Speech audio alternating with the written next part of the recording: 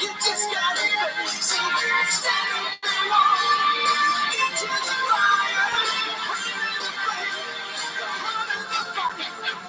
this is the time, it's down to the wire, you know what it takes to survive, in the heat of the battle.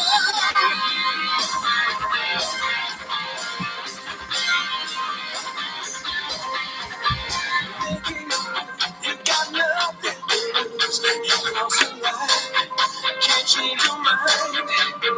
Too much at stake, there's no chance you won't take. Fear no regret, you push to the limit. There's no turning back now. You ready to fight for it. Hey, how's it going, everybody? You guys are special. Did you know that? Welcome to Your Life Matters. Your life matters. You're important. You're valuable. Just want to let you know. Hey, thank you, Stan Bush, for heat of the battle. We are in a heat of the battle for our wellness, for our life, in so many ways, for our rights, for just in general. Every day we face a new thing, huh? It is what it is. And the topic today, well, first of all, this is Catherine Isabel Jennings for Your Life Matters Wellness.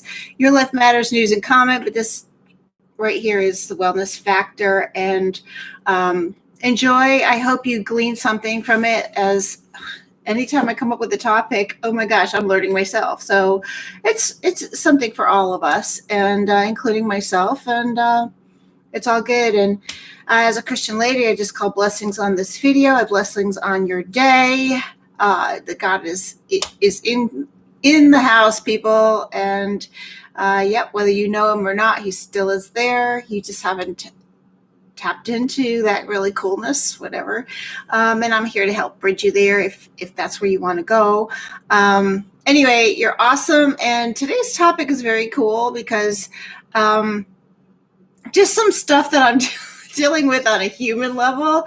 I have a little bit of stocks, and not a lot, but it is what it is. And they've been going up and down. And, I was thinking about profit, gain, and loss. And I'm looking at other people's reactions to stuff. And, right now I took a little hit yesterday. And, it's so funny.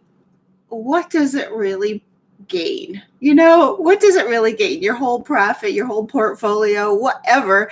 What does it really gain? What do you have to gain?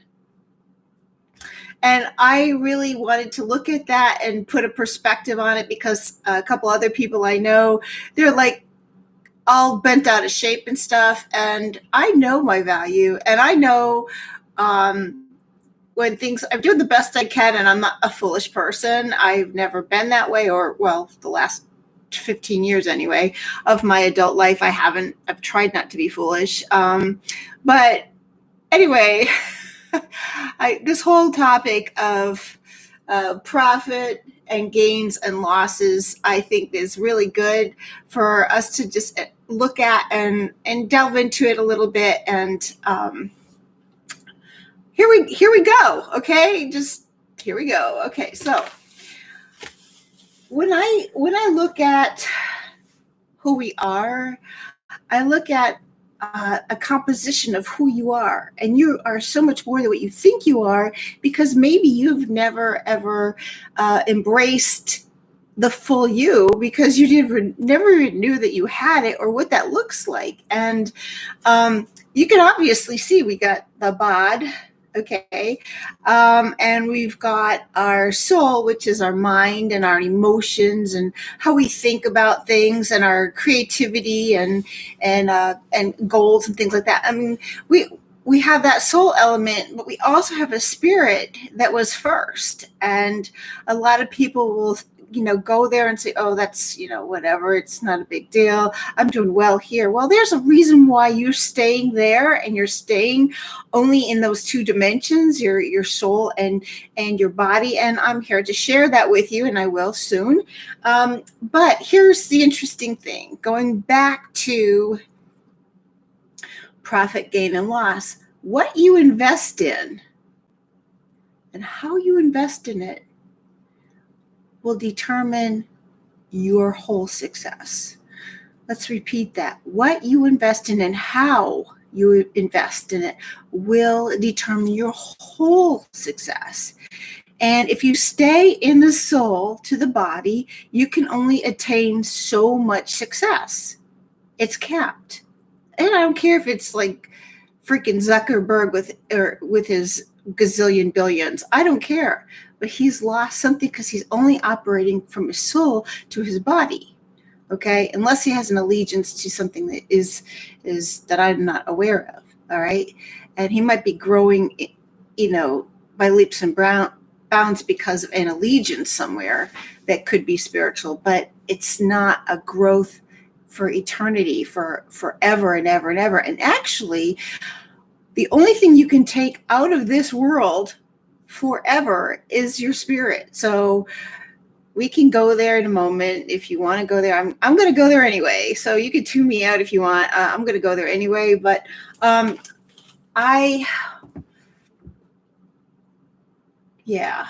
So what you invest in, your thoughts, what you think about, all of your time, all of your abilities, that is value, but is it profitable? I mean, what's the definition of profit for you? What you put in, you take out, correct? So what you put in, do you get out what you put in? Okay. And that means like what you put in value that's valuable to you, chances are, hopefully you can take it out. I've had a lot of students that have taken my classes and they just bank stuff and they never ever use it. And I'm learning that through the 60s, the 1960s up until today, there was something that was introduced into our educational system very slowly and smoothly called the critical race theory. And people were just banking it because they didn't know any better, and they were just banking education. And now we've got a generation, maybe two generations, that are reaping that banking, and it's coming forth in their behaviors, and it's not very nice. I didn't know I was going to talk about that, but what you invest in is what becomes who you are. And what is that? Can you ask yourself that? Are you happy with you? Are you happy with what you have invested in? This isn't a dumping video, by the way. I mean, like a get on your case video. This is not about that. What it is just an awareness of reassessing yourself. Reassessing yourself and saying, well, what can I be doing better and how? And I'm hoping to help you with that, because you are a person, you are an individual, you have a spirit, a soul, and a body. And it's up to people like me to help bridge you into even a desire to want to know more about the fullness of all three. And that is what I'm here for. Okay.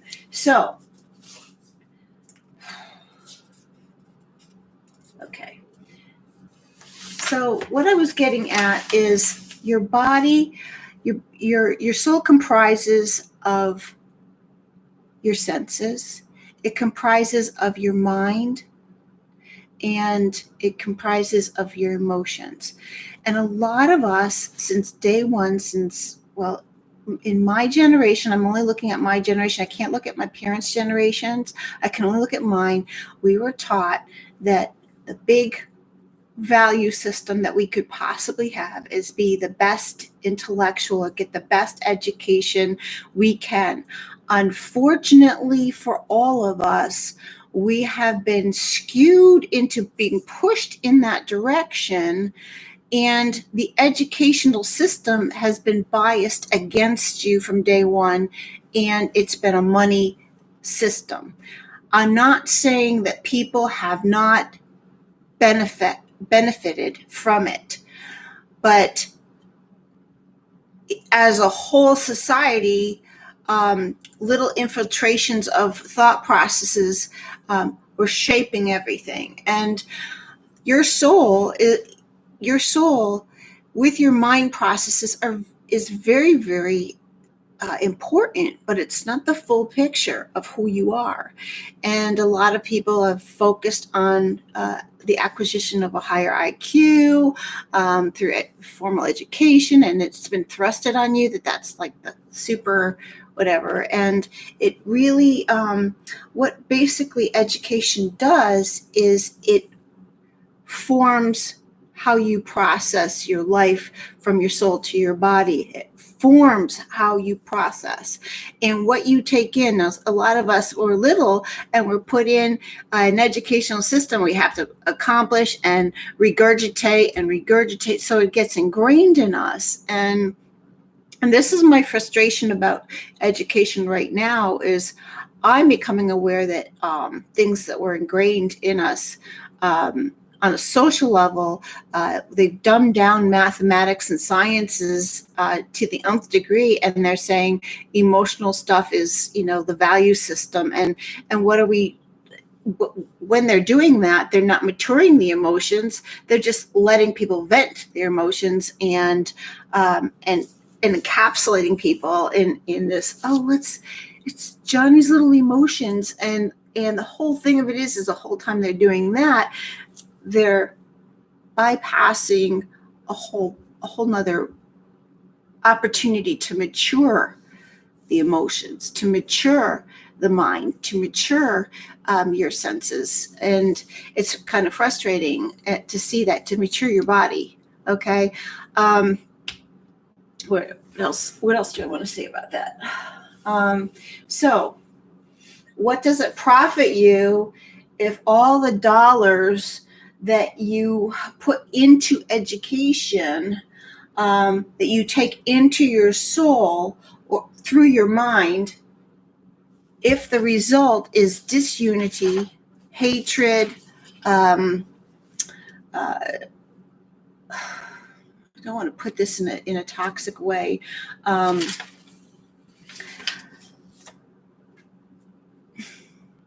It doesn't unify, and it brings in cruelty. What does it profit if you've paid all this in our tax dollars or in formal education called tuition? What does it profit you if you've gained all this education, lost all this money, and you are not a nice person and you don't even know who you are? I mean, the whole part of everything is learning and growing who you are and maturing who you are.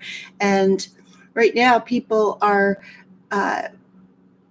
unlearning things, and well, that's kind of good, because some of the stuff that we've been taught outside of the mathematics and the sciences are just toxic, and we're learning. There's a new strain coming in, this critical race theory that's becoming in a fundamental educational source right now that's extremely toxic for our little people, because what it does is it does not establish a series of progression of right and wrong and or progression of thought processes. If anything, what I've seen in the last year and probably longer is let's debunk science, let's debunk math, and that's like, those are absolutes. Mathematics is an absolute science. I mean, it's absolute. You can't debunk what the outcome and the processes of math are. And I've been following Dr. Shiva. I think he's pronounced his name Dr. Shiva Ayadar. He's a 4-time MIT doctor, and just 4 times he got his PhD at MIT. This guy is pretty smart. So I really like him. Anyway.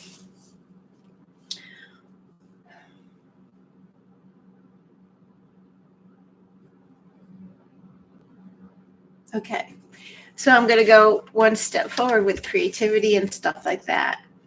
What does it profit you if you gained excellence in a skill set, let's look at the arts for a second. If you gain excellence in your ability to be creative, okay, and you've established yourself and worked so hard to establish yourself, and you've bought, in this case, your own studio, and you're producing your own work in your own studio, you've got the latest tools, and you're making money, okay?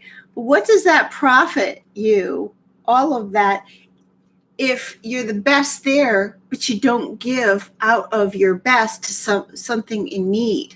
I mean, are you growing the self through that, or are you just producing something to get bells and whistles come back at you? I'm just saying, what does it profit you? Is it a profit? Is it a profit in its whole realm? I mean, is it? I have friends who are very successful jewelers and very successful painters, and I've seen both. I see the work, and they're always getting patted on the back, and their work's great. I'm not saying that it isn't. But I know a couple who are contributing to their public, and in a good way, where they're making people think. And I believe that that's a really, really, really good way to take your talent and your abilities and go and bless and take that. And as for me, some of the things I've done, and I'm not patting myself on the back, but I'm just giving you an idea. Take those talents and give them to somebody who can't afford to learn from them. Give those talents to them, and see what it produces, and watch yourself be duplicated through someone else's hands. I think that is a wonderful thing. Okay, not just for myself, but for other people. Is your contribution helping other people? That's a big one. All right, so what if you become excellent at all these things and have all your toys, and you didn't invest in your relationships, and they're not talking to you, and they're judging you because they're not talking to you because they don't know you? What does it gain if you aren't growing and maturing those that are closest to you? And I'm not talking if they're toxic people. I know that. But your strengths can help someone else's weaknesses too. Okay, so I came up with this manner of discussing the full you, and to help bridge the full you, because I think it's something that, I mean, I can get biblical and I can be this typical wonderful sermon person, but I think what we really need is to get real with each other and look at the facts that are in front of you. And yes, I know that the Word of God is fact and history and things like that, but I'm also going to add that if you don't even entertain the notion that you have a spirit, why the heck would you look at the spiritual side of stuff? You wouldn't. So here's my breakdown for you to help bridge you into maybe entertaining the notion that you have a spirit, and maybe it's important for you to grow it because it's a big part of who you are, and that's what I'm here for. So if you could picture yourself based on the world's standards of maturing, people have pushed you into the notion that you have an intellectual quotient, and it can expand itself, but basically you have it, and they call it an IQ. Well, there's also been a direction of maturing your emotions, your EQ, your emotional quotient. So I think that that's a really good thing. And I also know that there's billions of dollars in an industry of physical ed and physical aid to make your body wellness, whether it's through nutrition or it's through the gym, personal trainers, all of that stuff. I would entertain that was, maturing your PQ, your physical quotient. Okay. Let's go back to the soul. So if you are maturing your intellectual quotient, it's IQ. If you're maturing your emotional quotient, that's your EQ. Won't you be considering the fact that those two are part of your soul quotient, your SQ, your soul quotient? And I'm expanding my hypothesis and my skill set to include that. But now I'm going to put out there that maybe there's an SPQ, a spiritual quotient that you need to entertain, that probably, most likely, you need that to become the whole you. And a lot of times people think, well, how the heck would I? All right, let's say Catherine says this and say it's true. How the heck would I even care to do that? Well, we have religions all over the place that say that they touch base with your spiritual man. And I'm not discarding those. I'm not going to, but I'm going to go to the coolest way that I know of, because frankly, I didn't care if I had a spirit at one point in my life. I didn't care. Why would I care? But I got to a point where in my soul, I was hurting so bad and I felt so unloved. Come on. Right now, there's a lot of people who are disconnected from the world, and they're isolating, and they need to feel loved. Get real with me, folks. Get real with me. We need to feel loved. Our human nature wants to love and be loved. And that's a very truth. That's an absolute truth that you are comprised of. All right. Now, I'm going to digress. If artificial intelligence comes in, they wouldn't give a crap about this. I'm touching base with your soul matters. It matters. But your spirit matters and your body matters. All of you matter. Okay? So, what came first? Did your soul come first? Did your body come first? There's so many theories out there. What came first? I believe in the creation. All right. And before creation of your soul to your body, you had to have a spirit, because you have a spiritual man. Okay. Where did that come and how did it come from? Well, there are so many religions out there, but there's one that, there's so many that never get so personal into the depth of who you are, including your spiritual man, than a relationship. Okay? A relationship built on unconditional love. And why would you be saying that, Catherine? I said, well, because if you look at the history of religion throughout our whole generation, our whole global history, there isn't anything. There's stuff that brings peace, and most of the stuff I've entertained was, that what I've looked at was works-based. You have to attain something, and maybe you'll acquire this if you are a servant, serve, and there isn't a love thing. That's a dues kind of system that man made, and I believe the word religion is a man-made word, and it organizes you into a direction. A personal relationship with Creator God is something. What is that?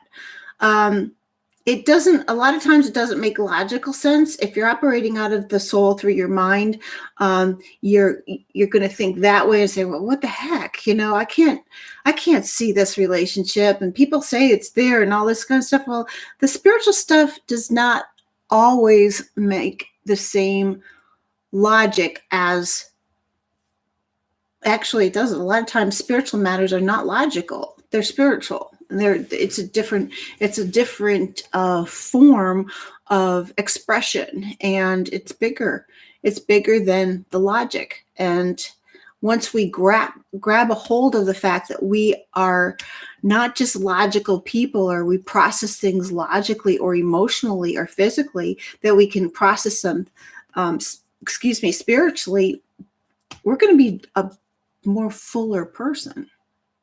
So, why am I saying all this? Because I'm trying to have you look at the fact that there is a side of you that probably has not been looked at. It has not been entertained as real. And that's called your spiritual man. And I'm going to call it SPQ, your spiritual quotient. Do you want to look at it? Do you want to delve into the fact that you have a spirit? And what does that look like to mature it? I mean, can I be a first grader at my age? Well, you know what? The spiritual man doesn't have an age. It just wants to learn. And I have experienced this very personally. And I share it with my clients, and I share it with my students. And by sharing a relationship with Creator God, brings forth so much unity in the self, in the soul, in the body. It brings so much healthiness. And a lot of people don't understand that, but as they begin to trust what they cannot see, a relationship what they cannot see, a love relationship what they cannot see, they aren't fearful. They grow not to be in fear. And why am I bringing that up now is because we have been inundated by education that is pressing fear on us, and we're being governed by that, or they're trying to govern us through fear. And your identity is at stake because of that fear that's being impressed upon you. Your freedoms are at stake, and your identity as a person. And if you've only done the whole educational thing based on what societal norms are telling you to do, and you're not really questioning who you are in that process, you're going to lose yourself, and you're going to lose yourself for good. And we've got communism on the rise, and it's time to take our individuality back, and through love. And we can't do that unless we know about it. All right, so let's look at this. You do have a love element about you. You do have, you can actually say that you love people, but it goes so far, and everyone could piss you off. Everyone. I know, because I've had people, they're all pissed off at me because I'm standing my ground. I get it. But you do have a love element in you. That's part of one of your your emotions. It's capped, though. It's really capped, and it has a limitation. Okay, so where does limitless love, where can that come from? How can I go bigger than this? And I said, here's my challenge to you, is to want to know your spirit, and want to know why your spirit was created. It was created as a love gift by Creator, and you were created that way. And it's conceptually, if you've never had love, and you've never felt real loved by people and stuff like that, you will only go so far with that belief that it's true. But absolute truth does not change. It is absolute. So whether you believe it or not, it's still you were created out of love. You were. And anyone can give you a negative feedback because they don't know themselves, and they don't know this unconditional, crazy, limitless love. Okay, so let's go back to where it came from. If you were a created being, all right, and your spirit was first, how'd that ever come about? Well, you must have a creator that knows how to create you, okay? And I explained your body, I explained your soul with five your five senses and your emotions of love being of which one is one of them. But you had a spirit first, and it was there. And Creator God is a spiritual being. Okay, he's powerful. There's a spiritual nature of him that is powerful, and he also had a physical essence because he had to understand something, and I will go into that. So if we just for the sake of explanation, I'm going to say there are three parts of a spirit, much like I'm going to get this for you. Excuse me. Just give me a second.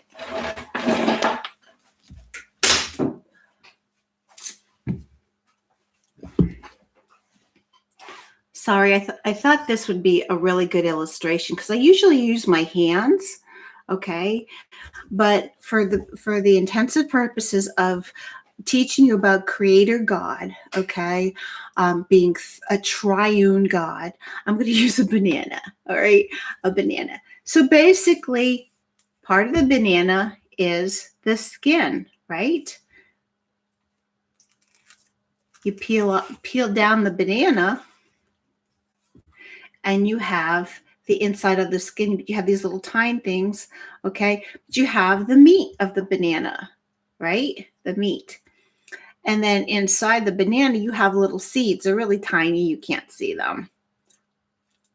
Yeah, all right. I had to do that. But a triune God is 3 in 1. Seeds, meat, skin, 3 in 1. That's the illustration of Creator God. I don't want my banana to go bad. So 3 in 1. They're ebbing and flowing. 3 in 1. Father, Son, Holy Spirit. Holy Spirit is actually the actual tangible force. Okay? You hear the wind blow, but you don't see it, but you know it's there. That's the Spirit. Okay? And actually, the breath of life comes from the spiritual side of the triune God. So they're ebbing and flowing, and they're like, oh, I want to make God in my own image. I want to make man in my own image. Okay. So they create man out of the image of a triune God, which means that there is a spiritual force, there's a physical force, and then there's a soul of the matter. Okay. And so they create man in their own image, and out of man, they created woman. Now, there was one thing that Creator God, based on love, did. Based on love, he said, well, if I create man in my own image, I want him to have a free will to love me, because that right there will tap him into the fullness of his creation as a person, because he can choose. Okay. Choice was built in to man. All right. It was built in so he can choose. Otherwise, we all would be mechanical and just serve something, serve a God, and it wouldn't be personal. Okay. And the choice element of your created you is the fact that makes you human, and that makes you want to love and tap into Creator God's love. Well, what happened was an outside force, call it sin, call it whatever you want. I call it sin, but whatever this is, this outside force, I love this awareness that I had because it made a lot of sense. An outside force tells me it was at some point before man was created inside somehow. Okay. An outside force came at and got the logical part, the soul part of man thinking. Okay. And if you don't need all this, you can become, you can think things through and be more. And there was an infiltration of checking someone's choice out. It's like, and basically what happened as a result of that, there was that temptation to want to know. Okay, they call it eating the apple. I believe that's probably what happened. It could have been anything, but that temptation to want to know more. And as a result, this is what happened. So when this happened, your spiritual side of you died. It had no connection here on a spiritual level. And this is where logic and rationalization and emoting and any other logical coping skill came in. It's when the soul became the governor of the body, because the spiritual man was not there anymore. And prior to that, the ebbing and flowing, the fullness of a human being was the spirit, the soul, and the body. So after a time, and I'm going to go to create, I'm going to stop here and say, all right, so that loss, don't you think that man felt the loss of that relationship? He knew something happened, and probably for the first time, he felt grief. Probably because he felt lost, right? He didn't have that relationship, and he's like, well, what happened here? I don't know what happened. Well, it was in fact a loss, a spiritual loss, and it bugged him. And so he, while this whole newness of looking and working on your soul man through, growing and sustaining yourself logically, okay, and to maintain your existence through your body, through your soul, was a newness, and it moved itself over here. There was a grief that was there in addition to that, and it was like, well, it was a loss. Well, don't you think that Creator God, for 1 second, don't you think that Creator God felt the loss too, and he grieved? This was all of humanity. This is all of humanity that made that choice. The choice to work out of the soul to the body. Man made that choice. You don't think that Creator God, who created emotions, who created logic, who created the opportunity of choice, don't you think he knew what would have happened, and what did happen was that it would create a loss? Of course. And don't you think he grieves? Creator God grieves because he's a personal God based on love. He loved you so much that he created you. Of course. So over time, man was fallible, even more fallible, and he came across things to try to attain, a godlike existence. And this influence, this absence, that sounds right, of the knowing of God, that's the negative side. That was moving in and around a fallen man, if you will, a man that's only operating out of his soul and his body. And there's a pull there to go even more in that direction of this for the self. Okay. Materialism, education, rationalization, anything to acquire, to sustain and exist. All right. All of that over there. Meanwhile, here's the spiritual side of man, and he's not growing at all, or he doesn't even know he can grow or become alive again. That whole term born again means that your spirit, you're choosing to let your spirit come alive. And there's only one way to do that. And let's go there. Over time, Creator God is so grieving every single day. He's so sad when one person doesn't want to get to know him. One person doesn't want to get to know his spiritual existence, which is forever and ever and ever. We're only here on this earth in a time constraint, but your spiritual man lasts forever and ever and ever, and through love. Okay. And it grieves Creator God. It grieves him.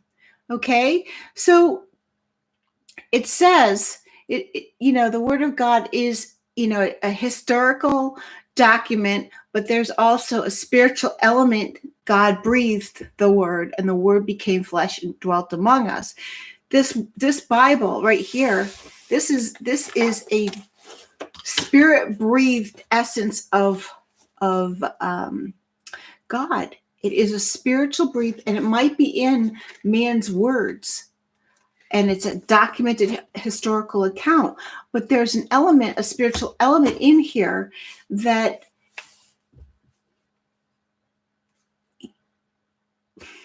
for all honest words, there's a spiritual element that you haven't tapped into if you don't know your own spirit and if you don't know where you came from. And that whole phrase, born again, I know what happened when I chose to want to know this spiritual man. This book, it became alive in me. It became alive not because it was someone dictating to me, but I was drawn to it in a different way, and not necessarily logical, but my whole being was pulled into this word. It was pulled into this word. The word became flesh. Well, here's the story about that. Here's Creator God right here. He's grieving. He's figuring out, I don't know what to do except for the one purest way of showing these people my creation that I love them. I'm going to understand that separation element by coming on earth. I'm going to send my son, one of the triune being, okay, to earth to understand what the separation means. So the word became flesh. Everything that was true and honest and pure and good and not separated by a person's free will became flesh and dwelt among us. That became flesh was Jesus Christ, and his historical documentation that he came. So think about this. Limitless creator God. He's limitless in his love for you. And I posed this to my father, and I'm going to pose this to you. You are a smart person. You can get this. So think about the strongest essence of strength that there is. Wouldn't it be limitless love? It sure would. Because limitless hate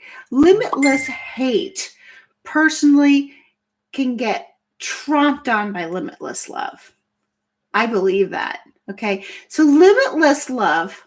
I asked my father, I said, do you believe in black holes? Yes. Do you believe in infinity? Yes, he said. Do you believe in scientific methods? Yes, he said. I said, so if you believe in infinity, what would be the strongest expression of infinity? Would it be infinite love? And he goes, yes. I said, well, that's Creator God. Limitless love chose to create you, chose to put you on this earth, okay? And chose to give you free will, which you exercised and separated from him. But he chose to do that. And guess what? Because of the separation, all right, and you operated out of your soul to your body, he chose to take infinite love and make it finite and put it forth on this earth, infinite love called Jesus Christ. And Jesus Christ took so much for you. He gave up his life. He took beatings. He took oppressions. He took just think about what's going on, persecutions of people who believe in God anyway. He took all understanding because he walked it, and he walked out all of this word here because the word did become flesh. He knew all this stuff. He lived all this stuff, and he never separated from Papa God, his father. He never chose to sin, and he went and he died and gave up his life for you, that if you only believe what he did, you could wake up your spirit. If only you believe that he came here, infinite love came here for you, you can say, okay, I know I fell short, but I would like to know I do believe that you did come here for me, Jesus. Make it personal, people. Make it personal. He became flesh and dwelt among this earth for you, so he could understand your comings and goings and how you process your mental stuff and your IQ and your EQ and your SQ and your PQ. He came to understand you. He always did.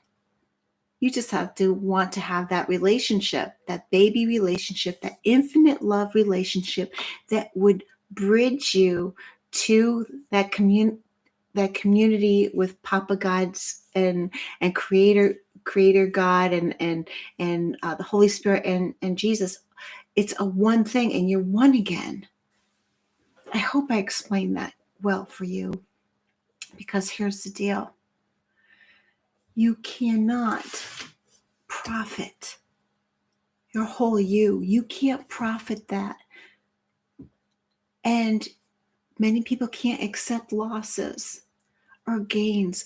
What does it profit a man that he gains the whole world, his whole world?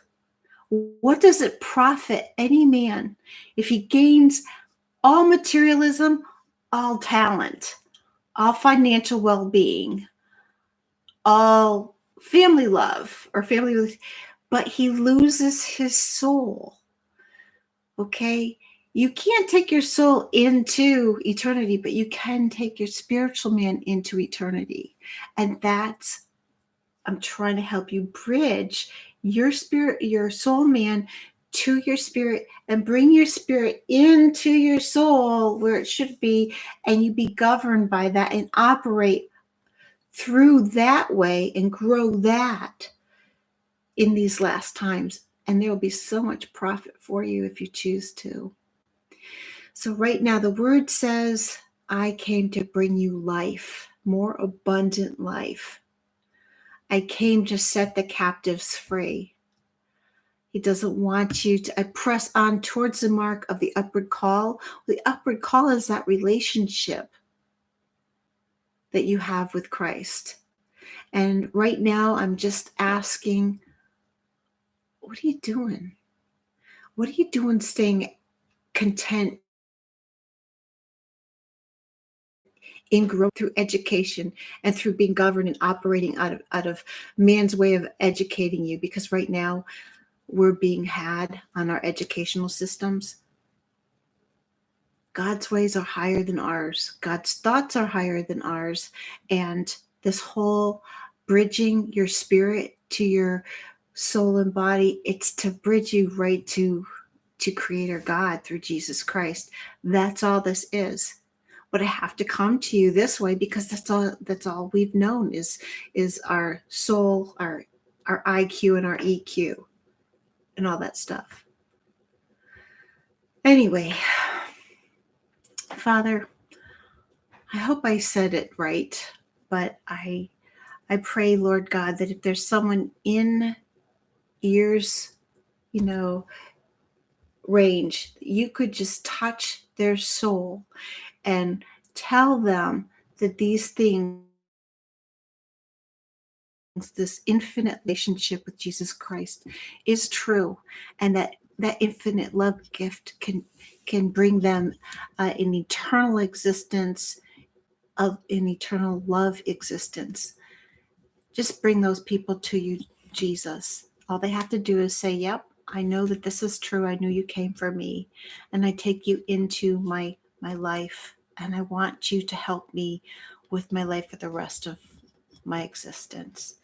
And we just give this to you right now in the name of Jesus. And those of you who really need more support, please contact me. Your life does matter. I have to sidestep something. My YouTube videos, 2 of them were taken down, and both of them had honest to goodness data that was pure data. One of them was an update on the COVID vaccine with Dr. Sherry Tenpenny. Please look her up. It was taken down. It said I had false information. And I'm like, it didn't have false information. It was great. They just don't want you to know about it. The other one had to do with me saying, hey, are you going to stop the steal for January 6th? And you know what? The main reason why I went there was to defend our Constitution and our due process. And that's what the video was about. And I don't have any to show you, I handed out at least, I'd say 1,200, maybe 1,500 copies of your United States Bill of Responsibilities. Yes, we have a Bill of Rights, but did you know we also have a Bill of Responsibilities? Well, YouTube took that down and said that I incited harm, and I didn't. So I'm asking you to please support my YouTube page. I'm going to try to put these on Parler, and just know that I appreciate your support. Subscribe to this channel, and I thank you. Your Life Matters Wellness. I'm Catherine Isabel Jennings, and thank you for joining me today. Thank you so much. You're awesome.